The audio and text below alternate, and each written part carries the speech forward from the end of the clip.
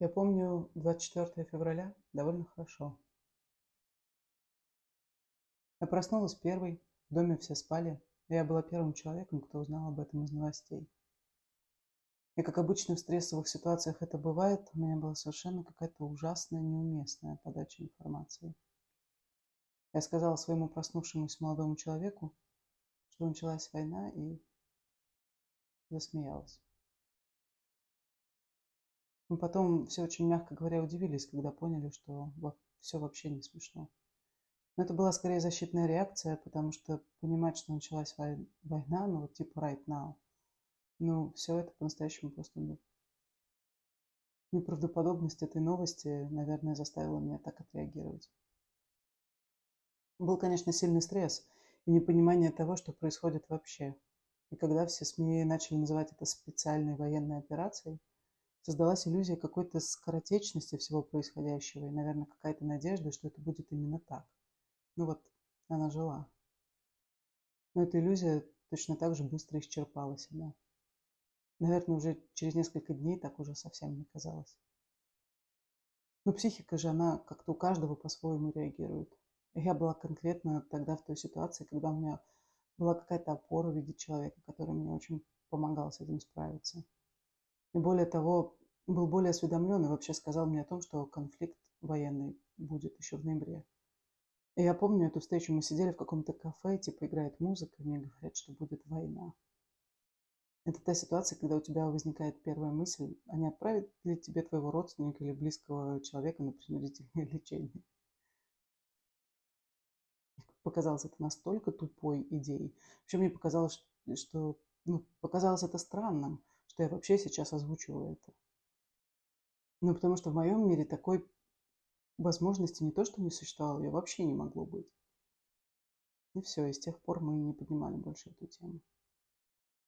И вот мой молодой человек тогдашний, он с ноября только сильнее погружался в эту тему. И, в общем, когда в феврале все случилось, оказалось, что его осведомленность меня и пугает, и радует.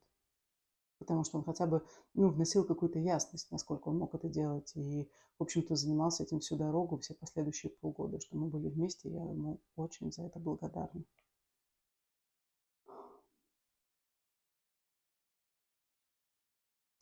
За то, что он хотя бы как-то стабилизировал все это. Хотя, конечно, стабилизировал – это громкое слово. У меня было много кризисов разного характера. От работы, которую я потеряла, до просто от каких-то невротических обостренных реакций, каких-то планов эвакуироваться куда угодно и так далее. Компания осталась. Просто проект, над которым я работала, он был очень сильно завязанный на иностранцах, и, соответственно, все свернули. И, в общем-то, тут не бывает худо без добра, потому что я не хотела делать этот проект. Он довольно мучительно мне давался, и когда все закрылось, и меня сократили, это был даже повод хорошенько подумать, чем я буду заниматься дальше. И проблема того, что я не только потеряла свой проект, но вообще теряю себя в профессии.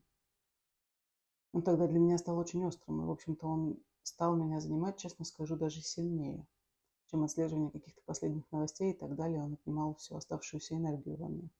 Нужно было перепридумать себя срочно, как будто бы. И я сейчас понимаю по прошествии довольно большого количества времени, что это было не то чтобы не своевременно, а просто на том этапе невозможно на фоне вот этих злоключений, катастроф и прочего. Придумать себе еще и новую жизнь. Я честно скажу, у меня не получилось это сделать. Но меня это переключало сильно. Я работаю в сфере культуры и искусства.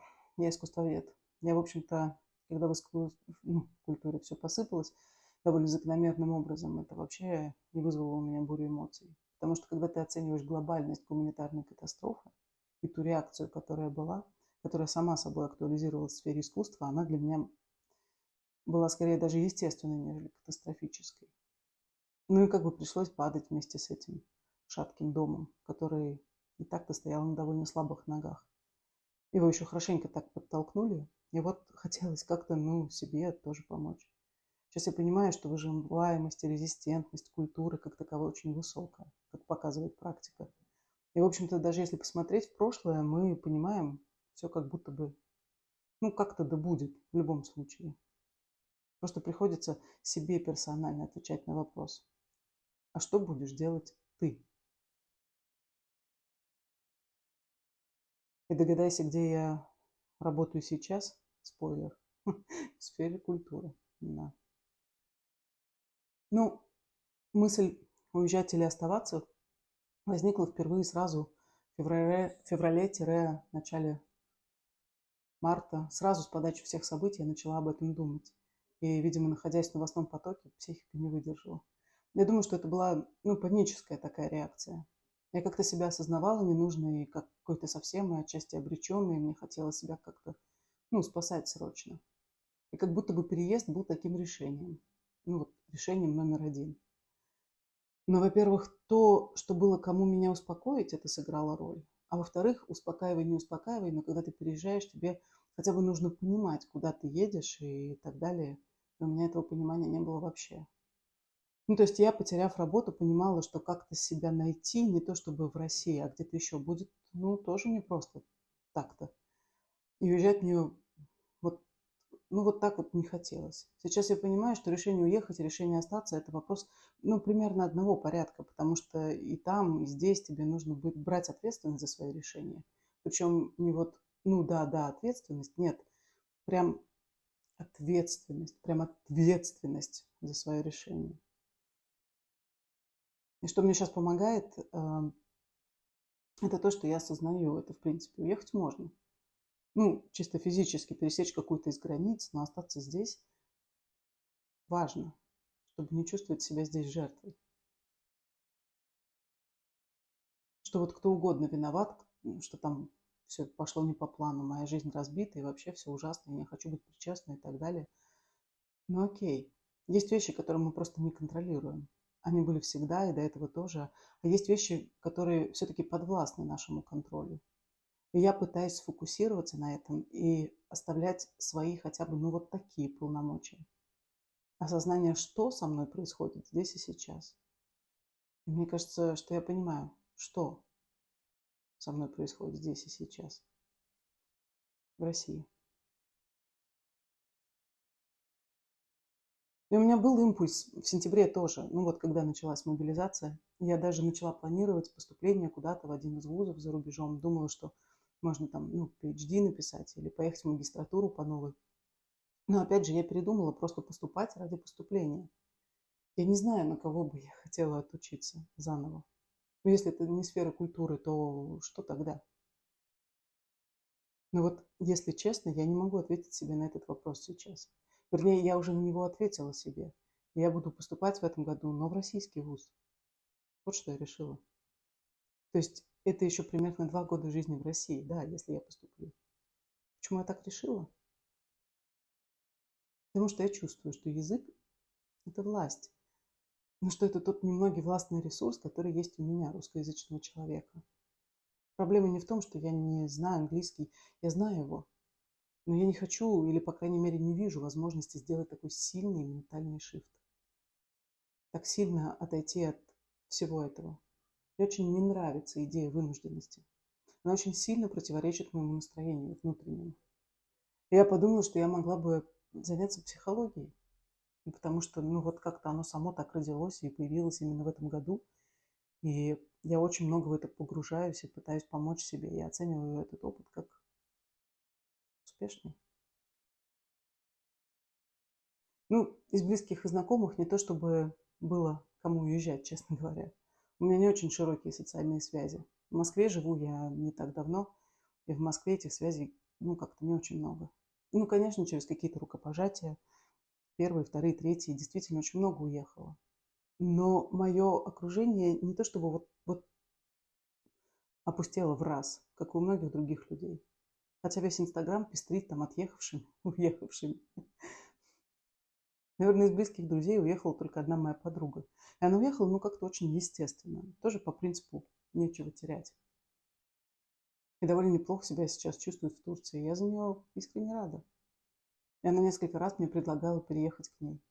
Но у меня тут еще такой фактор сыграл, что когда ты очень долго не выезжаешь, в принципе, за пределы какой бы то ни было страны, в моем случае Российской Федерации, у тебя горизонт и вообще такое территориальное и пространственное мышление, как ну, как бы схлопывается в одну точку.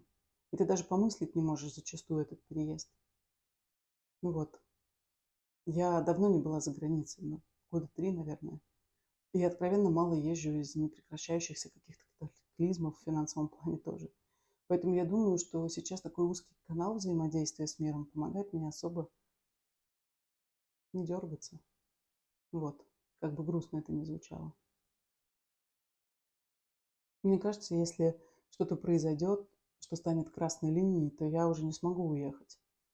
Ну нет, для меня такой красной линии нет, потому что получается тогда, что я, ну, тут сейчас просто на последней клетке держусь в Москве и прям жду, когда шарахнет. И вот тогда эти путы ослабнут, меня кто-то отстегнет от батареи, и я наконец-то уеду. Но это не так. Меня никто не держит пистолет у виска. Я вольна уехать, пользуясь своим женским, прости господи, привилегиями хоть завтра. Ну, то есть, если вот все происходящее не было красной линией, тогда что тогда должно стать ею? Я даже не могу себе этого вообразить. И это опять же вопрос ответственности. Я не хочу, чтобы за меня кто-то решал. Я примерно уже понимаю собирательный образ того, в какой вообще идеологической повестке мы живем, кто принимает все эти решения чудесные, по какому сценарию все это будет двигаться дальше. И он представляется дисфункциональным и уже сейчас плохо работающим, и как бы, ну, какой-то общей агонией смыслов.